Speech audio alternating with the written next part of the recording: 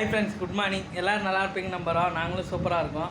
இன்றைக்கி நாள் உங்களுக்கும் சரி எங்களுக்கும் சரி ஒரு நல்ல நாளாக சூப்பர் நாளாக அமையும்.